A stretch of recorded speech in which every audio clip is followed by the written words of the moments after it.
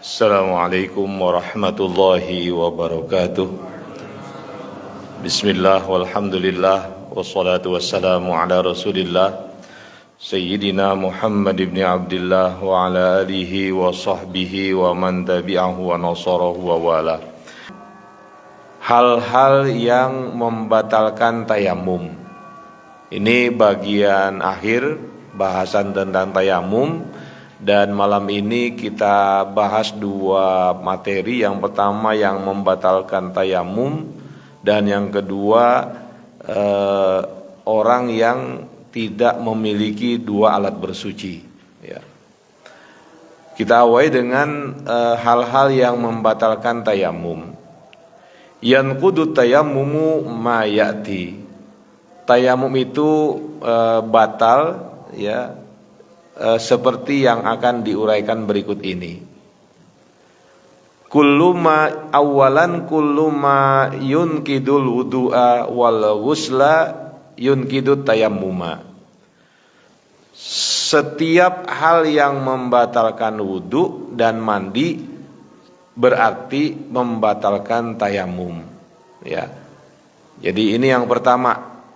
Ya, ketika kita wudu, umpamanya dalam mazhab Syafi'i menyentuh lawan jenis yang bukan mahram, itu kan batal, ya. Maka ketika kita tayamum, hal yang sama umpama terjadi, berarti tayamumnya batal, ya. Atau kita buang angin gitu ya. Ketika wudu itu batal, maka ketika tayamum juga tayamumnya batal, dan seterusnya. Pada dasarnya atau pada kesimpulannya, semua hal yang membatalkan wudu berarti dia membatalkan tayamum. Apa alasannya? Li'annahu badalun anhuma, ya. Karena tayamum itu sebagai ganti dari wudu dan mandi. Ya, ketika kita memang dalam kondisi tertentu tidak bisa berwudu, ya, maka kan gantinya tayamum. Ketika kita tidak bisa mandi hadas besar, maka gantinya ya tayamum, ya.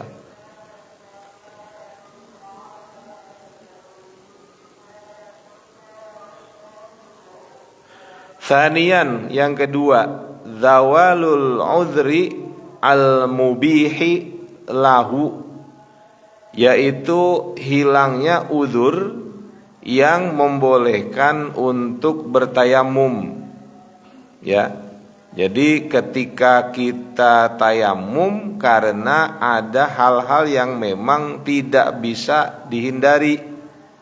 Nah, kalau hal-hal tersebut sudah tidak ada lagi, maka orang yang bersuci dengan tayamum langsung tayamumnya batal, ya.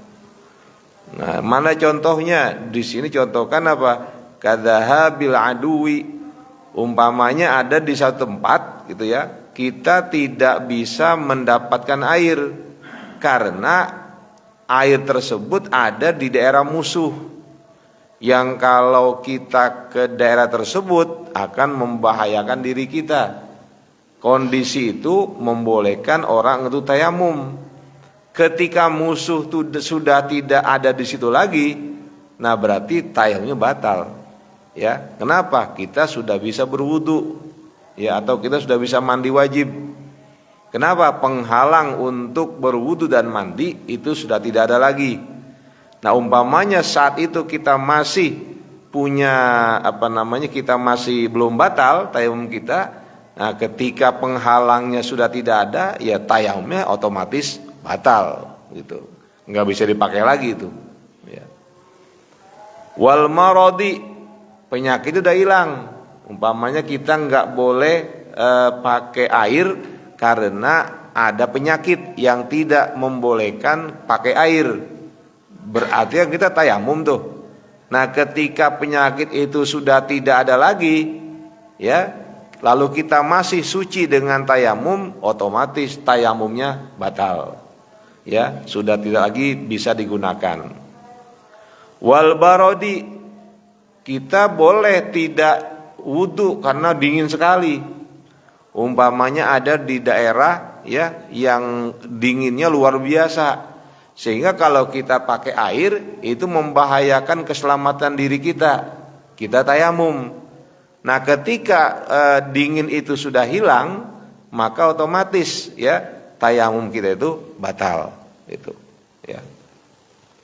Wa wujudi alatin nazhil ma'i, atau dulu ada air tapi nggak bisa diambil.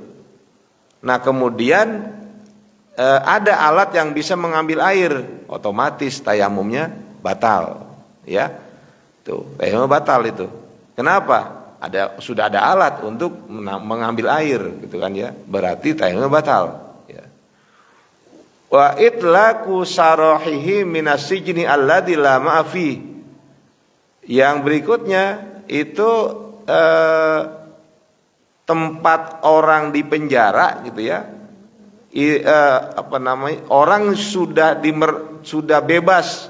Wa itlaqu sarahi minas sijni, bebas dari kungkungan penjara.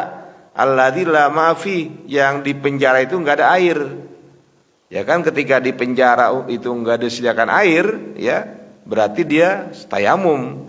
Ketika dia udah bebas, tidak di penjara lagi, ya berarti tayamum yang mungkin dia masih miliki itu langsung batal, ya itu. Kenapa alasannya? Li'anna ma jaza bi uzrin batala bi zawali.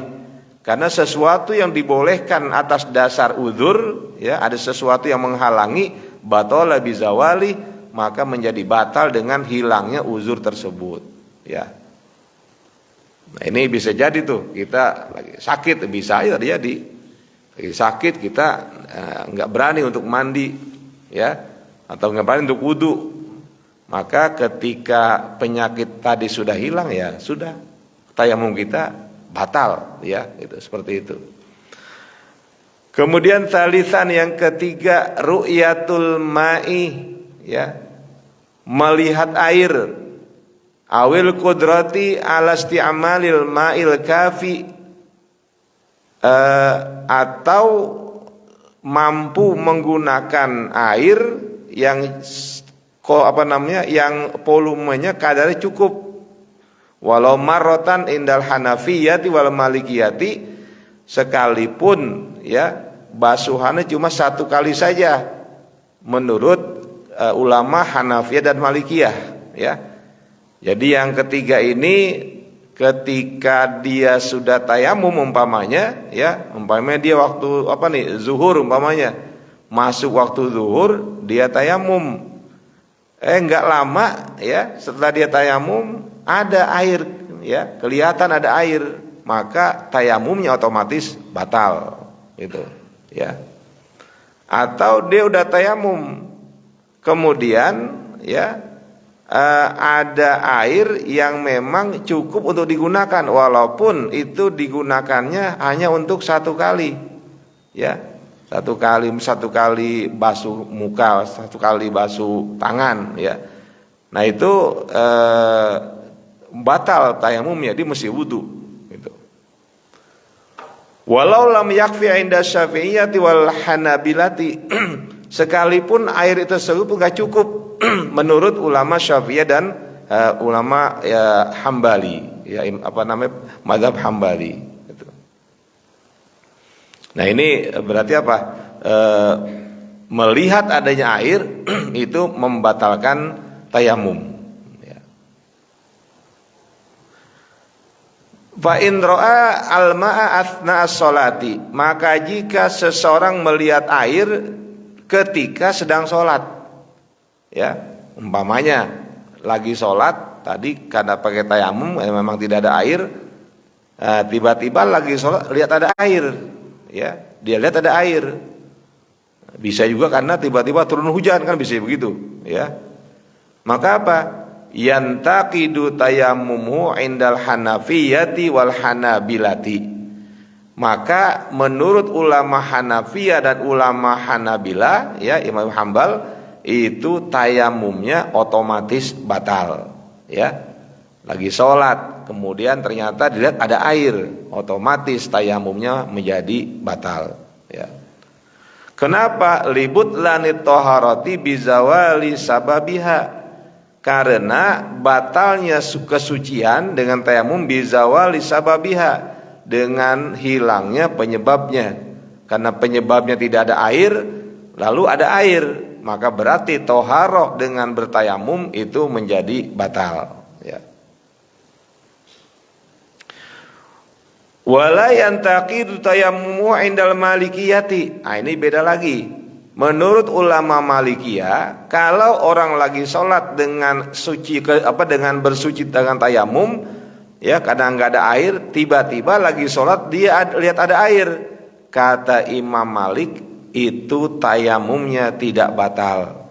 Nah, ini kan bertolak belakang, ya. Sementara yang tadi mengatakan bahwa ulama Hanafiyah dan ulama Hanabilah mengatakan tayamum batal. Tapi ulama Malikiyah tayamumnya enggak batal. Wala yantaqidu bin nisbati lil musafiri inda Syafi'iyati. Begitupun menurut ulama Syafi'iyah, tayamum orang tersebut tidak batal dikaitkan kalau orang itu musafir. Ya.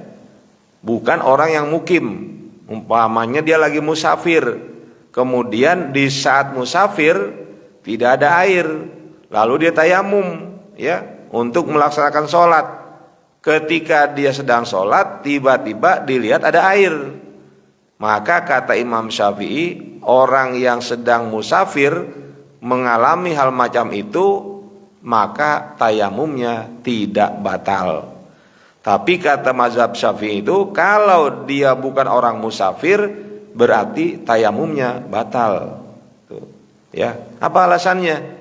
Alasannya kan mungkin sangat sangat kondisional dengan tempat di mana Imam Syafi'i ada saat itu, daerah Timur Tengah.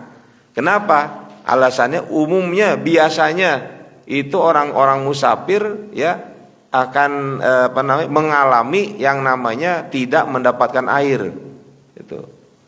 Ya kalau di sini ya mungkin tidak akan terjadi, gitu ya, nggak akan terjadi, ya, karena kita penuh dengan air di sini.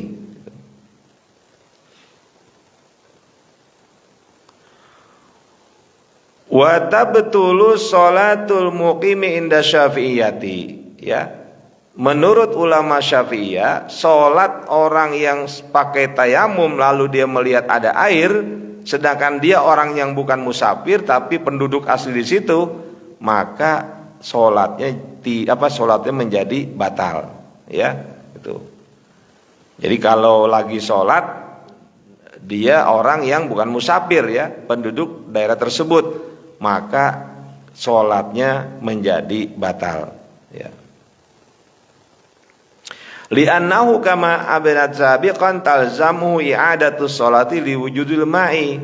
Karena sebagaimana sudah dibahas sebelumnya, yang kondisi semacam itu, orang yang mukim dia tayamum karena tidak ada air, lalu ketika di tengah sholat dilihat ada air, itu kenapa batal?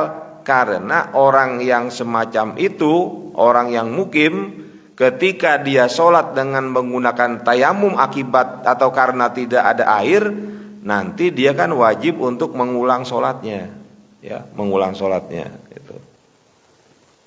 Kenapa? Hufazon ala hurmatis sholati, itu karena menjaga untuk menghormati sholat. Ya. Wastathnal malikiyatu hala nisyanil ma'i. Ulama Malikiyah mengecualikan keadaan ketika lupa kalau ada air, ya, dia lupa kalau dia punya air, itu, kemudian dia tayamum, ya. Paman kana nasyan lil ma'il ladzi ma'ahu, maka barang siapa yang lupa bahwa dia ada air bersamanya, fatayammama, lalu ditayamum, wa ahrama, dan dia takbir ihram mulai sholat, ya, tsumma tadhkuru biha, kemudian dia baru ingat bahwa ada air, tabtulu ini tas'al waktu, maka sholatnya itu menjadi batal kalau waktunya masih leluasa. Kalau waktu udah mepet, ya, udah di ujung, ya nggak batal sholatnya. Gitu. Nah, ini melihat air ketika sedang melaksanakan sholat. Nah, itu masing-masing ulama madhab beda pendapat, ya. Yang pertama tadi mengatakan bahwa tayamumnya menjadi batal, ya. Ini menurut ulama Hanafiyah dan Hanabilah. Kemudian, ya, kalangan Malikiyah mengatakan tayamumnya tidak batal, ya. Begitupun kalangan ulama Syafi'iyah, kalau itu orangnya musafir tidak batal tayamumnya, tapi kalau dia orang yang tidak musafir maka tayamumnya menjadi batal, ya.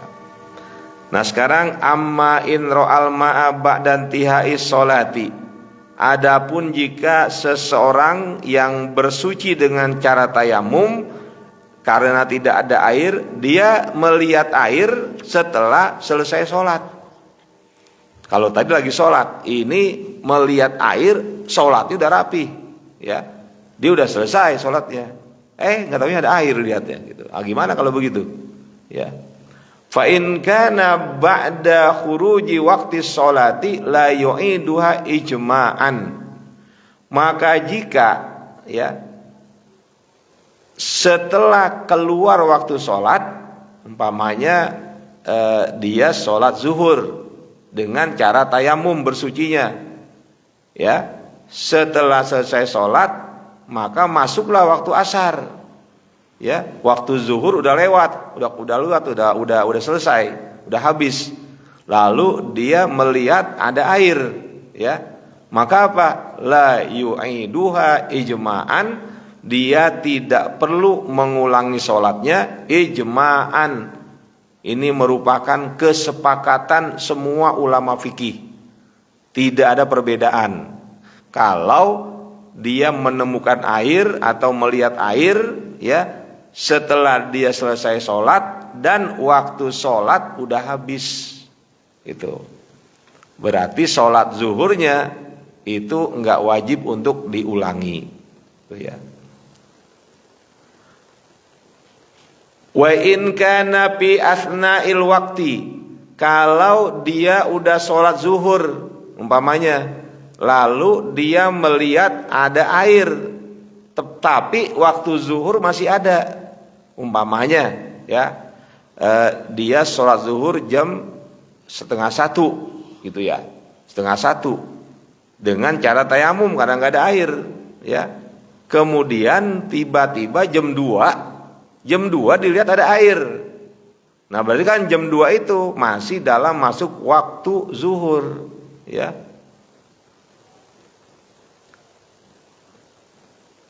Lam yu'idis sholata indal jumhuri ghaira syafi'iyati. Maka menurut mayoritas ulama fikih, dia tidak wajib mengulang sholatnya selain pendapatnya ulama Syafi'iyah. Kalau ulama Syafi'iyah menyatakan bahwa dia wajib mengulang sholatnya. Kenapa? Karena dia melihat air masih dalam waktu sholat tersebut. Wa yu'iduhal muqimu lal musafiru, ya, ghairal asi bisafarihi inda Syafi'iyah, ya. Tapi itu pun, gitu, ya, ulama Syafi'iyah mengatakan wajib dia mengulangi sholatnya kalau dia itu dalam keadaan mukim, ya, bukan dalam keadaan musafir. Tapi kalau dia dalam keadaan musafir, yang perjalanan musafirnya itu bukan dalam rangka maksiat, ya, maka dia tidak perlu untuk mengulang sholatnya, gitu, ya. Nah, itu masalah batalnya tayamum, ya, ketika melihat air. Nah. Rabi'an, yang keempat yang menyebabkan batalnya tayamum, khurujul waqti, keluarnya waktu, ya. Ya betul tayammumu indal hanabilati bi khuruji waqti sholati. Menurut ulama madhab Imam Ahmad ibnu Hambal, tayamum itu menjadi batal dengan sebab keluarnya waktu sholat. Jadi dia tayamum untuk sholat zuhur, kemudian masuk waktu asar, otomatis ya itu tayamumnya batal. Dia mesti tayamum lagi, ya harus tayamum lagi gitu. Ketika ingin melaksanakan apapun yang berkaitan dengan kebolehannya harus dengan wudu gitu.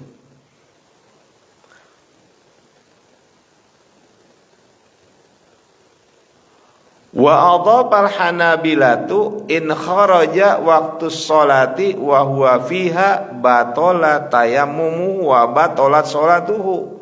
Ya, kalangan ulama Hanabilah menyandarkan pada satu pendapat, ya, in kharaja waktu sholati, kalau waktu sholat sudah keluar, wa huwa fiha, padahal orang itu lagi sholat karena sholatnya di akhir gitu ya.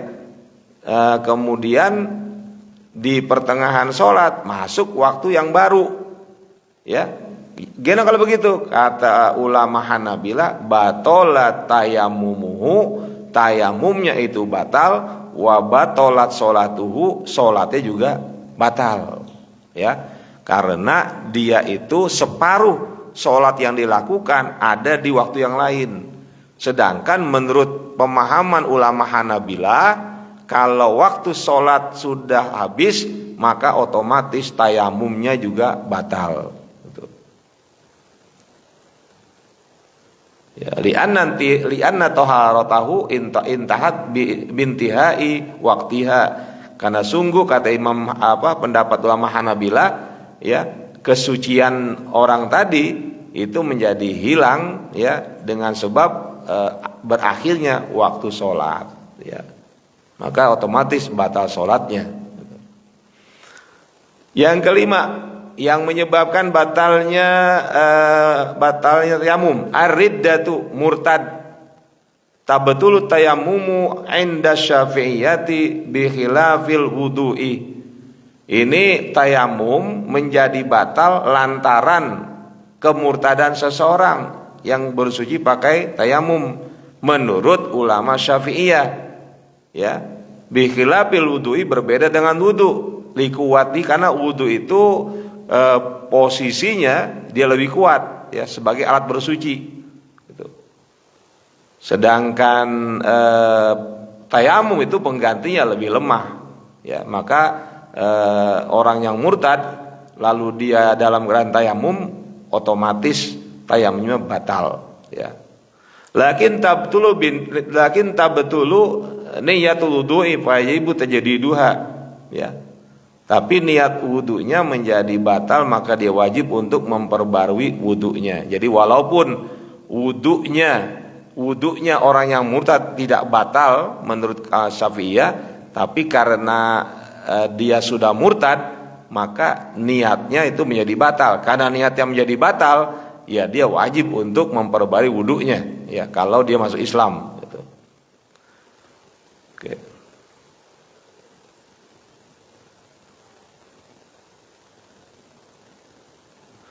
Wala yabtul tayammu bil birriddati indal hanafiyati. Menurut ulama Hanafiyah dan ulama yang lainnya, itu tayamum tidak menjadi batal dengan sebab kemurtadan. Jadi kalau orang nih ketika zuhur gitu ya, umpamanya waktu zuhur dia udah tayamum, kemudian dia murtad, ya. Itu kalau menurut Imam Syafi'i otomatis itu batal tayamumnya.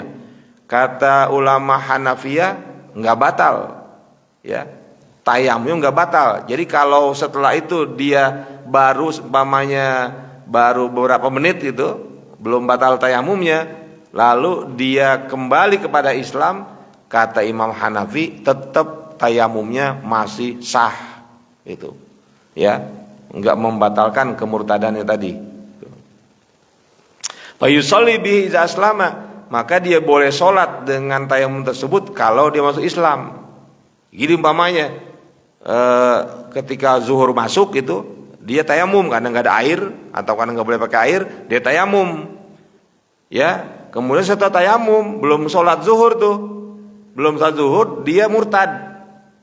Ketika murtad baru 5 menit umpamanya dia sadar kembali kepada Islam, maka menurut Imam Hanafi tayamum yang nggak batal dan dia boleh sholat dengan tayamum yang tadi.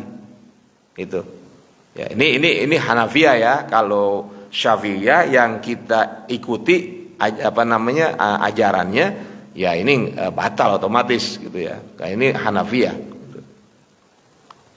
Yang keenam, al-faslu at-tawilu ya bainat tayammumi was sholati. Waktu jeda yang panjang antara tayamum dan sholat. Ini menurut pandangan ulama Malikiyah. Itu batal. Malikiyah ya ini. Jadi menurut Malikiyah batal itu. Umpamanya dia tayamum mau sholat zuhur. Habis tayamum ngaso dulu tuh. Lama gitu ya. Nah itu kalau terlalu lama ya batal tayamumnya, karena dalam mazhab Maliki itu yang namanya berturut-turut ya antara bersuci dengan sholat itu menjadi satu hal syarat ya, syarat untuk sahnya sholat. Jadi nggak boleh ada jeda yang panjang ya, interval yang terlalu lama itu bisa menyebabkan batalnya tayamum menurut Malikiyah gitu ya. Ya, selesai itu masalah yang membatalkan tayamum. Nah, yang terakhir, hukmu fakir tahurain. Hukum orang yang tidak memiliki 2 alat bersuci. Gimana? Air nggak ada, abu nggak ada. Gimana caranya? Gitu ya. Yang pertama, pendapatnya ulama Hanafiyah. Ya. Tapi yang memfatwakan bukan Imam Ahmad. Ini yang memfatwakan muridnya. Ya, yang memfatwakan muridnya ini. Jadi bukan beliau, tapi murid besarnya. Nah, di sana dikatakan bahwa anna faqidat tahuraini yatashabbahu bil musallina wujuban. Orang yang tidak punya 2 alat bersuci, maka dia wajib tetap menyerupai orang yang sholat. Wajib begitu. Dia ruku, dia sujud, ya. Kalau memang ada tempat yang memungkinkan dia sholat, gitu. Jadi walaupun nggak punya wudhu, gitu ya, nggak pakai tayamum, dia wajib tetap melaksanakan sholat seperti apa adanya, ya, seperti yang biasa dia lakukan. Tapi apa kata kalangan mereka? Wala yaqra wala yanwi, nggak baca apa-apa, nggak baca Fatihah, ya, nggak baca Fatihah, nggak pakai niat, gitu ya. Itu. Tapi apa? Wa yu'idu sholata mata qadara 'alal ma'i awit turabi. Tapi dia mesti mengulang sholatnya ketika sudah ada air atau abu. Itu. Ketika belum ada air belum abu, ya wajib sholat. Gimana sholatnya? Ya sama gerakannya, tapi nggak ada bacaan. Ya, cuma gerak aja, nggak ada baca Fatihah, nggak ada niat. Ya, itu menurut kalangan Hanafiyah. Ya. Bagaimana kalau ini fikih model begini nih, contohnya ekstrim. Bagaimana kalau orang nggak punya 2 tangan, nggak punya 2 kaki, tangannya nggak ada, kakinya nggak ada, kemudian bagian wajahnya luka, nggak boleh kena air, nggak boleh kena abu, bagaimana? Sama hukumnya dengan fakir tahurain, ya. Maka apa? Dia itu sholat tanpa bersuci, nggak pakai wudhu, nggak pakai tayamum. Kenapa? Tangannya nggak ada, dia mau tayamum, ya, kakinya nggak ada, ya, yang bisa dibasuh cuma mukanya saja, mukanya luka, di mana lukanya nggak boleh kena air, ya, nggak boleh kena tanah, kena abu, maka kata ulama Hanafiyah, ya udah sholat aja apa adanya, ya, begitu. Di sini sebetulnya apa? Di sini sebetulnya menyatakan bahwa sholat itu nggak bisa ditinggal, apapun kondisinya, ya. Kalau haji kita boleh nggak haji karena belum mampu atau nunggu lama kan boleh. Puasa kita boleh nggak puasa karena lagi sakit atau lagi musafir, boleh nggak puasa, gitu kan. Tapi sholat nggak bisa. Sholat bagaimanapun itu tetap wajib dilakukan. Ya. Nah, yang kedua, Al-Malikiyah, pendapat ulama Malikiyah. Nah ini mungkin agak beda jauh ini. Dia mengatakan al-madhabul mu'tamad anna faqidat tahuraini wa humal ma' wat turab au faqidul qudrati ala isti'malihima kal mukrahi wal maslubi tasqutu inda sholati adaan wa qadaan. Ini kata Imam Malik, ulamanya apa? Menurut pendapat yang paling kuat pada madhabnya ini, orang yang tidak punya air, nggak punya abu untuk bersuci, ya, atau dia nggak bisa menggunakannya karena dalam keadaan dipaksa, nggak boleh wudu umpamanya, nggak boleh tayamum, atau dalam keadaan terikat, al-maslub, dalam keadaan terikat, ya bagaimana? Wudu nggak bisa, tayamum nggak bisa. Kata Imam Malik, ya udah gugur sholatnya, ya. Oh, ini kan beda jauh nih, ya. Kata beliau apa? Ya udah gugur berarti, ya, itu. Orang lagi terikat umpamanya, dia nggak bisa untuk wudu, nggak bisa untuk tayamum, ya bagaimana ini sholatnya? Kata beliau, tasqutu, gugur kewajibannya. Beliau menyamakan dengan orang yang haid, perempuan yang haid itu pun kan nggak wajib sholat, nggak wajib qadha, ya. Ya sama orang yang dalam kondisi begitu pun gitu ya, orang yang di kondisi yang terikat atau memang nggak ada air, nggak ada tanah, ya udah gugur sholatnya. Nah ini pendapatnya ulama Malikiyah, ya. Gitu. Kemudian yang ketiga, pendapat ulama Syafi'iyah, ya. Pendapat ulama Syafi'iyah, yusalli faqidut tahuraini al-fardha wahdahu fil madhabil jadidi ala hasbi halihi biniyatin wa qiraatin li ajli hurmatil waqti. Nah ini kalau ulama Syafi'iyah ketika tidak ada air, ketika tidak ada abu untuk bersuci, ya, maka dia hanya boleh sholat fardu tanpa wudu, tanpa tayamum, menurut pendapatnya yang al-jadid. Kan Imam Syafi'i punya dua fatwa. Yang pertama yang namanya fatwa al-qadim, ya, fatwa yang lebih awal, yaitu ketika beliau berada di Irak, ya, itu namanya qaul jadi, ya, qaul qadim. Nah kemudian beliau banyak juga mengubah fatwanya ketika pindah ke Mesir. Ini disebut dengan qaul jadid, pendapatnya yang baru, ya. Nah itu ada dua pendapat, makanya dalam mazhab Syafi'i ada qaul qadim, yaitu ketika beliau berfatwa di Irak, ada qaul jadid ketika beliau berfatwa di Mesir, ya, itu. Nah di sini dalam qaul jadid Imam Syafi'i mengatakan apa? Orang yang tidak punya alat untuk bersuci, yaitu air dan debu, maka dia tetap sholat, tapi hanya sholat fardu saja yang boleh, sholat sunnah nggak boleh, ya. Biniyatin, tetap pakai niat, wa qiraatin, tetap baca, ya, baca Fatihah, tetap itu sama kayak orang sholat biasa. Li ajli hurmatil waqti, karena untuk menghormati waktu, ya. Wala yusallin nafilata wa yu'idus sholata, dan dia enggak boleh sholat sunnah, dan nanti sholat yang sudah dikerjakan tadi dia wajib mengulangnya, ya. Jadi mengulangnya. Makanya itu dalam ketika kita umpamanya di pesawat, ya, bagi orang yang memang tidak meyakini untuk tayamum di pesawat gitu kan, ya, berarti dia faqidut tahurain. Perjalanan dari Jakarta ke Amerika umpamanya, kan panjang itu, ya, itu nggak ada air, nggak ada abu, seperti yang kita sempat bicarakan itu, gimana? Sholat saja apa adanya, ya. Tapi yang wajib saja. Nanti kalau sudah sampai tempat tujuan, sholat yang kita laksanakan tanpa wudu, tanpa tayamum, mesti ada, ya, diulang lagi di sana. Oke, kenapa mesti kita tetap sholat? Karena dalam pandangan Imam Syafi'i, ya, orang yang sholat dalam kondisi tidak ada air, tidak ada abu, ya, dia tetap melaksanakan sholat. Umpamanya ada satu kejadian kecelakaan umpamanya, lalu dia meninggal dunia, berarti dia dianggap sudah sholat. Tapi kalau dia tidak melakukan sholat dengan alasan kan nggak bisa tayamum, nggak bisa wudu, ya, lalu dia tidak sholat, tiba-tiba terjadi sesuatu yang menyebabkan dia meninggal dunia, maka dia itu berarti orang yang tarikus sholah, meninggalkan sholat. Itu.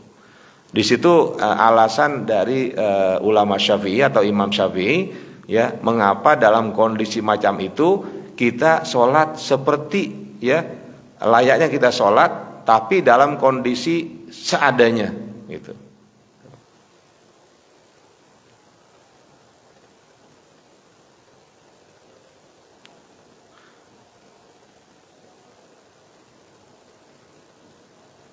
Kemudian yang terakhir, yang keempat, Al-Hanabilah, ya, pendapatnya ulama Hanabilah gimana? Yusolli faqidut tahuraini al-fardhu faqat. Ini sama dengan Imam Syafi'i, orang yang tidak mempunyai dua alat bersuci, maka dia hanya sholat fardu saja. Ala hasbi hali, sesuai dengan keadaannya, wujuban, hukumnya wajib. Ya.